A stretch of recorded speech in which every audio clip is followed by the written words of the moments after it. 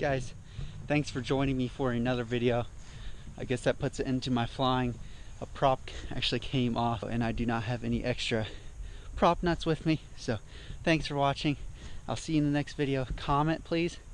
Also leave a thumbs up and subscribe. We'll see you in the next video, guys.